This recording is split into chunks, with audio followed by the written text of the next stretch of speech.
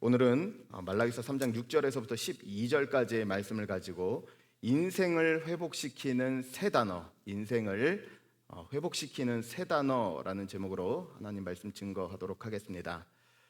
우리나라 광고계에서 거물로 불리는 박웅현이라는 분이 있습니다. 이분이 쓴 책 중에서 인생을 제대로 보는 법에 대해서 알려주는 8단어라는 책이 있어요. 책 제목이 뭐라고요? 8단어. 그래서 이 8단어로 인생을 다시 한번 생각해보자. 그러면서 잊고 있었던 삶의 가치를 다시 한번 발견하기 위해서 첫 번째 단어를 알려주게 되는데 그것이 참 마음에 많이 남았습니다. 무슨 단어였냐면 자존. 스스로를 존귀히 여기며 가치 있게 여기는 자존이 필요하다. 그러면서 본인의 경험을 이렇게 담담하게 이야기합니다. 미국에 가서 사람들에게 길을 물어보면 사람들이 너무나 자세히 알려준다는 거예요. 앞으로 가서 몇 미터 가서, 몇 미터가 아니죠, 마일이라고 얘기하겠죠. 몇 피트, 몇 마일 가서 오른쪽으로 돌고 왼쪽으로 돌고 거기서 그 감을 발견하면 그 앞에 있을 겁니다. 그런데 우리나라에 와서 길을 물어보면 이렇게 얘기한대요. 대충 저기 있어요. 저기, 거기쯤 있어요. 등산을 할 때도 올라갑니다. 얼만큼 남았어요? 다 왔대요. 다 5분이래요. 계속 5분. 그런데 왜 이런 차이가 일어났나 봤더니 특별히 미국의 핵심 가치는 무엇이냐면 너는 나와 다르기 때문에 또 다른 가치가 있기 때문에 내가 알고 있는 걸 너도 모를 수가 있다. 그래서 길을 정확하고 아주 처음부터 모르는 것처럼 가르쳐 준다는 거예요.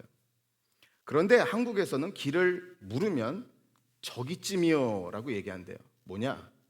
사회 구성원의 일부이기 때문에 너나 나나 크게 다르지 않다는 거예요. 그러다 보니 자존, 스스로를 가치 있게 여기고 내 자신을 존귀히 여기는 것이 무너진 시대라는 거예요. 그래서 살아갈 이유를 발견하기가 어렵고 환경이 계속적으로 바뀌는데 분명히 나아졌고 분명히 좋아졌는데 행복하지를 못하다는 겁니다. 왜요? 마음에 자존이 없기 때문에. 오늘 말씀에 나오는 이스라엘 백성들의 상황이 딱 그런 상황이었습니다. 그들이 포로기에서 돌아와서 예배도 드렸고 제사도 드렸습니다. 그런데 이제 만족할 만할 것 같은데 이제 하나님을 향하여 불평하고 원망합니다. 하나님이 우리를 버리신 거 아닙니까? 하나님은 어디 계십니까? 결국 진정한 자존의 회복, 스스로를 가치 있게 여기는 그 삶의 회복은 어떠한 환경에 가졌느냐, 어떤 위치에 있느냐가 아니라 주님께 다시 돌아가는 데 있다는 사실입니다. 그래서 그 백성들을 향해서 주님께서 오늘 말씀을 보면 지금까지는 하나님과 이스라엘 백성들이 지속적으로 말라기에서 논쟁을 했는데 오늘 하나님께서 드디어 너희가 돌아와야 되는 길을 알려주겠다 말씀하시는 첫 장면입니다. 그래서 잊지 마십시오. 하나님의 부르심은 심판이 아니라 회복입니다. 언제나 하나님의 부르심은 심판이 아니라 회복으로 우리의 삶을 부르고 계신다는 사실이에요. 그래서 오늘 말씀을 읽어보면 하나님께서 그 이스라엘 백성들을 회복시키기 위해서 세 가지 단계로 세 단어를 주십니다. 첫 번째는 불변. 그리고 두 번째는 돌이킴. 그리고 세 번째는 신뢰. 변하지 않는 하나님, 그리고 그 하나님께 돌이키며 그 하나님을 신뢰하는 것만이 우리 삶을 다시 주님께로 돌이키게 하는, 회복으로 이끄는 하나님의 길이라는 사실입니다. 그럴 때 하나님으로부터 멀어졌던 성도들이 하나님께 가까워지고 그들의 삶 가운데서 닫혔던 삶의 문들이 열리게 되어질 것을 본문은 약속합니다. 그래서 잊지 마십시오. 예배 시간은 그냥 나와서 앉아있는 시간이 아니에요. 예배 시간은 바꾸는 시간입니다. 뭘 바꿔요? 절망을 소망으로 바꾸는 시간이에요. 눈물을 찬양으로 바꾸는 시간이에요. 그것이 바로 오늘 우리가 드리고 모이는 예배의 이유인 줄로 믿습니다. 그래서 이 예배를 통해서 모든 예배의 자리마다 주님께서 예비하신 은혜가 있기를 주님의 이름으로 간절히 축원합니다. 오늘 말씀은 먼저 첫 번째로 주님의 첫 단어입니다. 바로 불변. 한번 따라할 거예요. 불변. 변하지 않으시는 건데, 바로 회복은 변하지 않으시는 하나님에게서 시작된다는 사실입니다. 말라기는 굉장히 독특한 구조로 이루어진 성경책입니다. 하나님과 백성들이 싸워요. 너희가 이렇게 했구나. 백성들이 답합니다. 우리가 언제 그랬습니까? 우리가 어떻게 그랬습니까? 하나님께서 증거를 제시하세요. 그럼 우린 아닙니다. 계속적인 논쟁과 논박이 이루어지는 책 말라기입니다. 오늘 우리가 읽었던 이 말씀은 말라기에 나오는 다섯 번째의 논쟁입니다. 한번 생각을 해보십시오. 하나님께서 지속적으로 말씀하십니다. 너희가 멀어졌구나. 너희가 중심이 떠났구나. 계속 말씀하시는데 이스라엘 백성들이 계속적으로 논쟁하고 논박한다는 의미는 무엇입니까? 그들이 문제로 자각하지도 못하고 있었다는 사실입니다. 문제를 문제로 느끼지 못하는 사람은 그 문제를 해결할 수 없어요. 바뀔 힘도 없어요. 바뀔 의지도 없습니다. 그렇기 때문에 이스라엘 백성들이 하나님으로부터 멀어져서 형식적인 관계는 유지되고 있지만 이들이 변화되고 돌이킬 수 있는가? 없습니다. 왜요? 그들은 문제를 문제조차로 느끼지 못하고 있었기 때문입니다. 그런데 오늘 말씀을 보면 하나님의 놀라운 대안이 나오게 됩니다. 오늘 말씀 6절 말씀이에요. 같이 한번 읽어볼까요? 시작. 나 여호와는 변하지 아니하나니 그러므로 야곱의 자손들아. 성경에 여기 줄을 치십시오. 나 여호와는 어떻게 하신다고요? 변하지 아니하나니. 하나님이 변하지 아니하신대요. 이스라엘 백성들은 떠났습니다. 이스라엘 백성들은 하나님께서 구원해 주신 역사도 잊었습니다. 이스라엘 백성들은 하나님께로 돌이켜야 되는 모든 은혜의 기억들을 다 잊었어요. 자신들은 변했지만 변화되지 않은 한 분이 계셨어요. 누가 안 변하셨습니까? 하나님께서 안 변하셨어요. 이게 바로 소망의 근거입니다. 이게 바로 무너지더라도 다시 시작할 수 있는 유일한 지점이에요. 우리는 바뀝니다. 우리는 변화돼요. 우리는 멀어져요. 그러나 그 자리 그곳에 계신 주님만이 우리 삶의 회복의 근거가 되시는 줄로 믿습니다. 그렇다면 무엇이 변하지 않는가? 첫 번째로는 하나님의 사랑이 변하지 않습니다. 무엇이 변하지 않는다고요? 하나님의 사랑. 세상의 사랑은 변화됩니다. 조건적이고 있을 때 없을 때 환경적으로 달라요. 가까웠다가 멀어지는 것도 인간적인 사랑입니다. 그러나 하나님의 사랑은요, 하나님으로부터 시작되고 하나님이 유지하시고 하나님이 이끌어가는 그 관계, 그게 하나님의 사랑이에요. 그래서 하나님의 사랑은 변하지 않고 하나님의 사랑은 절대로 끊어지지 않는 사랑인 줄로 믿습니다. 하나님의 사랑이에요. 또 무엇이 변화되지 않는가? 하나님의 계획입니다. 하나님의 계획이 취소되거나 변경되지 않아요. 나의 잘못으로 인하여, 나의 넘어짐으로 인하여, 내 너 그럴 줄 알았다, 네가 그렇지 뭐, 있던 계획 모두 다 취소야. 하나님 그런 하나님이 아니세요. 하나님이 내 삶을 향해 가지고 계신 구원 계획과 내 삶에서 이루어 가시는 하나님의 뜻이 조금도 변경되거나 취소됨 없이 하나님의 은혜로 일방적으로 이루어지는 것, 그것이 바로 하나님의 계획인 줄로 믿습니다. 그래서 하나님의 사랑이 변하지 않고 하나님의 계획이 불변하시는 것, 그것이 바로 우리가 소망을 품을 수 있는 유일한 지점이라는 거예요. 그래서 위대한 설교가였던 스펄전 목사님이 하나님의 불변에 대해서 이렇게 설교를 했습니다. 형제님들, 자매님들 들으십시오. 당신의 형제들이 당신으로부터 떨어질 것입니다. 당신으로부터 멀어질 것입니다. 당신의 지위와 당신의 돈이 있다가도 없을 것입니다. 당신의 명성과 화려함이 잠깐 있다가 사라질 것입니다. 그러나 변화라는 놈이 유일하게 손댈 수 없는 한 가지가 있는데 하나님의 사랑입니다. 변화가 유일하게 손댈 수 없는 부분이 뭐라고요? 하나님의 사랑이다.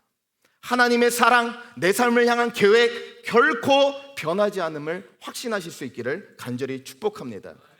그래서 여러분, 예배는요 무엇이냐?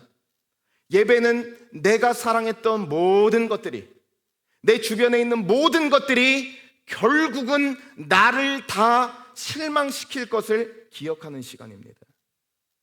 다 실망시킬 거예요. 붙잡고 있는 것, 누리고 있는 것, 결국 그것이 나를 다 실망시킬 거예요. 그러나 한 가지를 기억하는 시간이에요. 우리 주님은 그러지 않으실 것이라는 것. 우리 주님은 유일한 소망이 되어 주실 것이라는 것. 그것을 기억하실 수 있는 은혜가 있기를 간절히 축복합니다. 그래서 오늘 말씀을 보면 이 백성들을 향해서 이렇게 얘기합니다. 나는 불변하지 아니한다. 그러면서 야곱의 자손들아, 야곱아 이렇게 부르세요. 이 말의 표현은 무엇이냐면 너희가 야곱과 똑같다는 뜻입니다. 너희는 여전히 나를 잊었고 여전히 세속적이고 여전히 바뀌지 않으며 여전히 인간적인 방법으로 살고 있는 것이 너희 자신이다. 그러나 나의 선함으로 말미암아 너희가 소멸되지 않는다. 오늘 있는 그대로 나온 우리의 예배이지만 변화되지 않고 야곱과 같고 무가치한 것 같고 바뀌지 않는 것 같지만 변하지 않는 주님이 다시 한번 우리 삶에 소망되는 은혜가 있기를 간절히 바랍니다. 그래서 신명기 4장 31절 말씀은 변하지 않는 하나님을 우리에게 이렇게 약속합니다. 같이 한번 읽어볼까요? 시작. 내 하나님 여호와는 자비하신 하나님이시라. 그가 너를 버리지 아니하시며 너를 멸하지 아니하시며 내 조상들에게 맹세하신 언약을, 이것이 우리가 다시 일어날 수 있는 소망의 근거예요.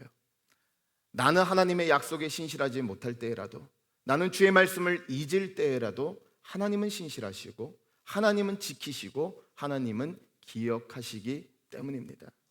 간절히 바랍니다.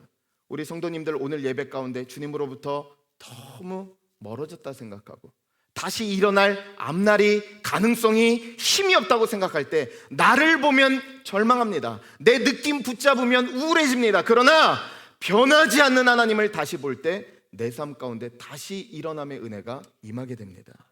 불변하시는 하나님, 나를 끝까지 사랑하신 하나님, 내 삶에 하나님의 완전한 계획을 취소하지 않고 이루시는 그 변하지 않는 하나님을 다시 한번 힘있게 바라보고 붙잡고 나아갈 수 있는 은혜가 모든 성도님들의 삶과 가정 가운데 임할 수 있기를 주님의 이름으로 간절히 축원합니다. 다음으로 말씀은 또한 우리에게 이렇게 이야기합니다. 바로 돌이킴이에요. 돌이킴. 무엇을 돌이켜야 하느냐? 바로 하나님께 삶의 방향을 어떻게 하라고요? 다시 맞추라. 우리 한번 같이 고백할까요? 하나님께 삶의 방향을 다시 맞추라. 다시 맞추는 것, 그것이 돌이킴이에요. 하나님께서는 하나님이 불변하시고 변화되지 않으시는 것이 내 삶의 소망의 근거일 뿐만 아니라 우리 삶을 실제적으로 변화하실 수 있도록 우리 삶을 이끄십니다. 그것이 무엇이냐? 바로 돌이킴의 단계예요. 오늘 말씀 7절 말씀을 보면 이렇게 나와 있습니다. 본문 7절입니다. 같이 볼까요? 시작.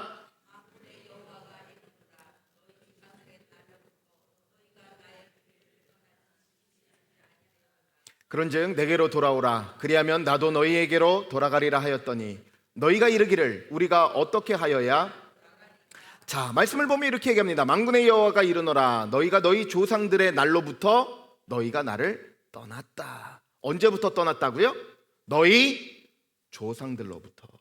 이 말의 의미는 무엇이냐면 우리 신앙의 이탈은 한 번에 어떤 한 사건으로 이루어지는 게 아니라는 거예요. 조금씩 틀어지고 멀어지는 것, 그것이 신앙의 이탈입니다. 다른 말로 이야기해서 반복된 설마, 설마 하나님 보시겠어? 설마 이게 문제가 되겠어? 설마 다른 사람 다 하는데 설마 이 일이 망치겠어? 설마 누적된 그 설마가 결국 내 인생을 하나님으로부터 멀어지게 만든다는 사실입니다. 제가 얼마 전에 알고 있는 한 동료 목사님 장례식에 간 일이 있습니다. 그 목사님의 또 우리 장모님이 돌아가셔서 그 장례를 다녀왔는데요. 그 장례식에서 한 교회 장로님이 눈물이 울먹울먹해서 저한테 오셨어요. 목사님, 저희 교회 소식 들으셨나요? 그러더라고요. 장로님, 무슨 소식인가요? 못 들었는데요. 듣게 된 내용은 굉장히 충격적이었습니다. 교회에서 재정사고가 났는데 8년 동안 재정을 보던 재정 집행자가 교회 돈을 횡령한 거예요. 근데 나중에 어떻게 발각됐냐면 교회 돈으로 자기를 위한 골드바를 사다가 걸린 거예요.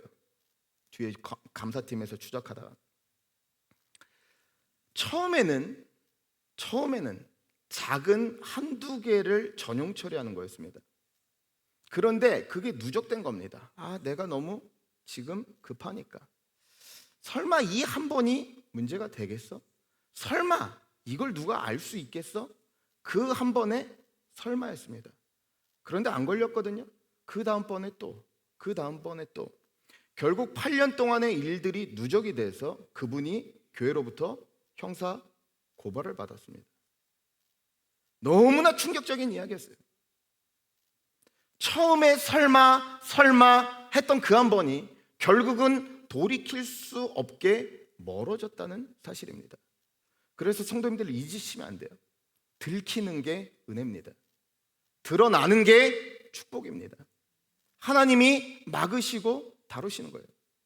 그 재정사고가 난 그 한 개인뿐만 아니라 우리 삶 역시 마찬가지입니다. 우리 성도님들이 오늘 예배를 드리지만 이 예배 가운데 지난 한 주간에 얼마나 많은 설마를 외치고 왔습니까? 설마 드러나겠어? 설마 알겠어? 설마 이게 문제가 되겠어? 라고 이야기하지만 그 설마가 바로 오늘 이스라엘 백성들이 조상적부터 내게로 떠나 바로 그 시작이 되었다는 사실입니다. 또 하나 오늘 말씀을 보니까 이스라엘 백성들이 하나님으로부터 멀어진 또 한 가지의 원리가 나와 있습니다. 너희가 나의 규례를 떠나. 여기서 떠났다는 것은 그 설마의 설마를 반복하며 누적되어 하나님으로부터 멀어진 것입니다. 그 다음 구절 보니까 너희가 지키지 아니하였도다. 한번 따라할까요? 지키지 아니하였도다. 여기서 말하는 지키지 아니하였다, 이 말은 무엇이냐면 그냥 안 했다는 겁니다. 해야 돼요. 지켜야 됩니다. 그런데 하지 않았다는 거예요. 원어적인 표현은 무엇이냐면 그것이 중요하고 가치가 있기 때문에 중요하게 바라보고 지킨다는 의미가 있어요. 그런데 바빴어요. 피곤했어요.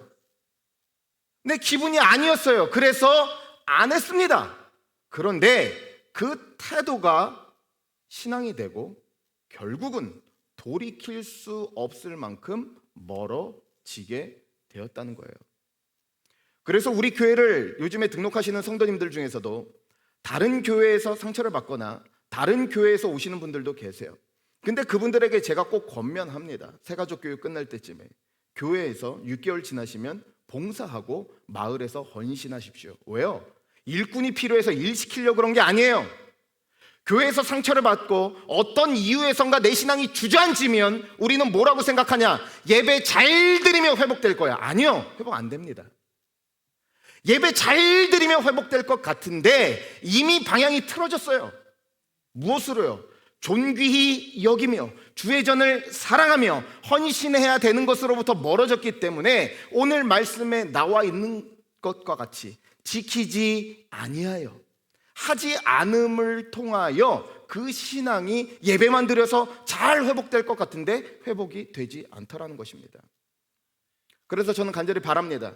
교회가 전 대대적으로 마을을 재편했어요. 저는 성도님들 가운데서 한 분도 구경꾼이 없기를 바랍니다. 헌신 봉사하지 않고 주방 봉사하지 않고 교회에서 일꾼이 필요해서가 아니에요. 그게 내 신앙을, 주의 말씀을 지켜 주의 성전을 일으켜 다시 한번 내 신앙을 주님께로 회복시키는 은혜의 통로가 되기 때문에 그렇습니다. 그 헌신을 통해서, 그 섬김을 통해서 교회가 일어나기 전에 내 믿음이 회복됩니다. 그 헌신을 통해서 내 믿음이 하나님을 붙잡기 전에 함께 섬기는 이들로 말미암아 더욱 내 믿음이 굳건히 세워지게 된다는 사실입니다. 그래서 마을직이 몇 분, 장로님 몇 분, 안수 집사님 몇 분 헌신하는 그분들만 교회를 애써 사랑하고 지키며 몇몇 분들의 헌신과 뜨거움으로 유지되는 교회가 아니라 오늘 말씀에 나와 있는 것처럼 주님의 말씀을 귀히 여기며 그 헌신에 함께 동참하실 수 있는 은혜가 있기를 바랍니다. 아무것도 안 한다고, 믿음이 예배만 잘 드린다고 결코 그 신앙이 회복되지 않아요. 하나님께서 지켜야 할 것들을 하나님 앞에 헌신하고 봉사해야 되는 그 자리에 믿음으로 동참할 때 교회를 세우시는 주님이 내 믿음과 내 삶 또한 세우시는 줄로 믿습니다. 그렇다면 그러한 단계로 돌아가기 위해서 무엇을 해야 되는가? 주님께서는 두 단계로 멀어진 백성들에게 말씀하십니다. 뭐라고 말씀하시냐? 바로 누적된 설마를 통해서 멀어진 이들, 그리고 해야 할 것들을 하지 않아서 멀어진 모든 이들에게 하나님께서 오늘 말씀을 보면 세 번에 걸쳐서 말씀하십니다. 너희가 돌이켜라, 너희가 돌아오라, 돌아오라 말씀하세요. 그런데 돌아오는 것보다 더 중요한 것은 무엇이냐? 한번 따라할까요? 내게로 돌아오라는 거예요. 여러분, 우리가 완전하게 회개한다고, 우리가 철저하게 죄를 끊으려고 노력한다고 내 죄가 완전히 없어지는 상태는 이르지 않아요. 대신 우리가 누구에게로 돌이키느냐가 중요합니다. 주님께로 다시 돌이킬 때 주님의 은혜가 필요합니다. 주님의 은혜로부터 또 멀어졌습니다. 할 수 없는 죄인입니다. 주님, 저를 도와주십시오. 주님을 향해서 내 마음과 내 쓰러짐을 있는 그대로 고백할 때 그 주님께서 우리의 삶을 또한 일으키신다는 사실이에요. 그래서 성도님들, 이 말씀을 잘못 읽지 않기를 원합니다.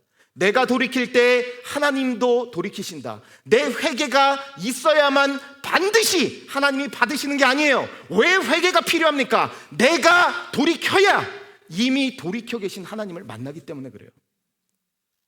하나님은 언제나 우리에게 회개를 요구하세요. 왜 요구하십니까? 우리가 돌이킬 때야만 이미 돌이켜 계신 주님을 볼 수 있으며 만날 수 있으며 거기서 회복이 임하기 때문에 그렇습니다. 간절히 바랍니다. 오늘 이 예배를 통해서 내게로 돌이키라, 내게로 돌아오라. 내 삶 가운데서 여전히 설마 또 한 번의 죄를 쌓았던 인생이라 할지라도, 그리고 또한 해야 할 의무와 하나님 앞에서의 맡기신 일들을 가만히 멈춰 앉아 있음으로 하지 않아 멀어진 인생일지라도 다시 내게로, 다시 이미 돌이켜 계신 주님께로 돌이킬 수 있는 은혜가 있기를 간절히 축복합니다. 마지막으로 오늘 말씀은 우리에게 이렇게 이야기합니다. 하나님의 변하지 않으심이 우리가 다시 소망을 가질 수 있는 근거가 되고 하나님께서 돌아오도록 초대를 하세요. 그런데 그 돌아오도록 초대가 이루어지는 삶의 영역은 너무나 구체적이다 못해 우리의 삶 전체를 찌르는 말씀입니다. 바로 지갑의 영역이에요. 바로 돈 지출의 영역입니다. 우리가 가장 방어적이고 이 문제만은 아니에요 라고 생각되는 그 부분에서 주님께서는 그 부분이 돌이켜야 된다. 그래서 성도에게 필요한 회심이 있습니다. 머리의 회심이 필요하고, 마음의 회심이 필요하고, 돈지갑의 회심이 마지막으로 필요해요. 결국 돌이켜야 되는 것이 내 돈지갑에, 내 재정에 오직 내 것이라고 생각됐던 삶의 가장 구체적인 부분 가운데서 주님께 돌이키라. 그러면서 주님께서는 우리에게 신뢰를 요구하시는데요. 같이 한번 읽어볼까요? 시작. 실제적인 삶의 자리에서, 어떤 자리예요? 실제적인 자리예요. 돈이라는 자리는 실제적인 자리입니다. 오늘 말씀을 보면 하나님께서 이렇게 말씀하세요. 3장 8절 말씀인데 같이 한번 보겠습니다. 시작.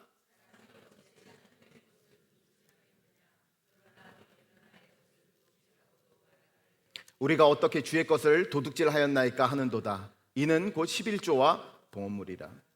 하나님께서 돌이키라 라고 말씀하시면서 가장 먼저 하신 말씀이 무엇이 너희가 돌이켜야 되느냐? 바로 너희 삶 가운데 있는 11조와 봉헌물을 너희가 빼앗았다, 이렇게 얘기합니다. 그런데 여기서 빼앗았다는 것은요, 슬그머니 뺐다는 뜻이 아니라 강탈했다는 거예요. 강제로 뺏었다는 거예요. 누가? 이스라엘 백성들이.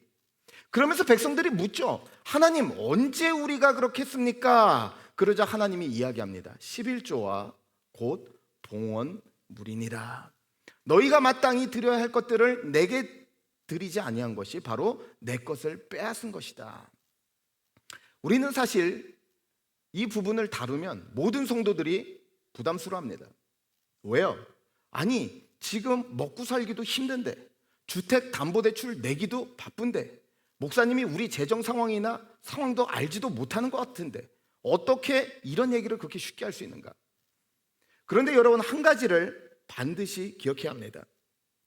우리는 나의 것의 10분의 1을 하나님께 내어 드린다 이야기합니다. 그런데 오늘 말씀을 자세하게 읽어보면 하나님 그렇게 얘기하지 않으세요. 너희의 것 중에서 10분의 1을 내라, 이렇게 얘기하지 않으세요. 너희가 나의 것들을 강탈했는데 그 의미는 무엇이냐? 하나님의 것들 중에서 하나님의 것을 올려드리는 게 11조입니다. 나의 것 중에서 하나님께 일부를 드리는 게 아니라 하나님의 것들 중에서 하나님의 것을 드리는 거예요. 그래서 신명기 10장 14절 말씀을 보면 굉장히 두려운 말씀을 합니다. 같이 한번 읽어볼까요? 하늘과 모든 하늘의 땅과 그 위에 만물은, 한 번만 더 읽어볼까요? 시작. 하늘과 모든 하늘의 하늘과 땅과 그 위에 만물은 본래 내 하나님 여호와께. 하늘과 땅과 모든 것들이 누구 것이래요? 하나님 것이래요. 하나님께서 주셨고 하나님께서 공급하셨고 하나님께서 얻게 하셨습니다. 궁극적으로는 내가 얻었다, 내가 이뤘다 라고 말하지만 하나님 것이에요. 그래서 하나님께서 오늘 우리에게 말하는 것은 너희 삶에 있는 삶의 구조를 다시 살펴보라는 거예요. 내가 얻어서 내가 버는 것을 드리는 것이 아니라 하나님의 것들 중에서 하나님의 것을 올려드리라는 것입니다. 제가 이것을 언제 깨달았냐? 제가 미국에 유학을 갔습니다. 제가 거기 미국에 유학을 갔는데 수업을 일주일도 채 듣지 않았는데 입학 상담관이 저를 오라 그랬어요. 저를 오라 그래서 만나서 얘기를 하는데 뭐라고 얘기했냐면, 네가 학업을 마치는 것보다 더 중요한 한 가지를 내가 알려주겠다. 뭘 얘기를 해줬냐면, 그때 피터라는 입학 상담관이었는데 절대 아프지 마라. 절대 아프지 마라. 그땐 그 말의 의미를 몰랐습니다. 병원을 갔는데요, 의사 한번 잠깐 보러 갔는데 15만 원이에요. 감기약 줬어요. 22만 원이에요. 자녀 출산했어요. 축하합니다. 병원비 5천만 원이에요. 아프면, 유학 가서 아프면 공부 끝내고 못 끝내고가 중요한 게 아니에요. 그냥 짐 싸야 돼요. 제가 거기서 실제로 느낀 게 무엇이었냐면, 내가 이 과정들을 내 뜻대로 지킬 수가 없겠구나. 여러분, 병 걸리고 싶어서 병 걸린 사람 누구 있습니까? 안 아파야지, 다 원합니다. 그런데 걸려요. 우리 힘으로 지킬 수 없고 내 건강 내 것이라고 주장하지만 결국 내 것 아닌 겁니다.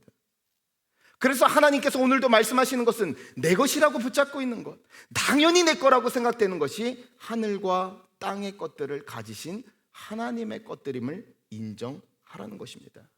그것이 바로 내 삶 가운데 가장 깊숙이 일어나야 되는 돌이킴이라는 것이죠. 저는 성도님들이 오늘 말씀이 무겁게 와닿을 수 있기를 바랍니다.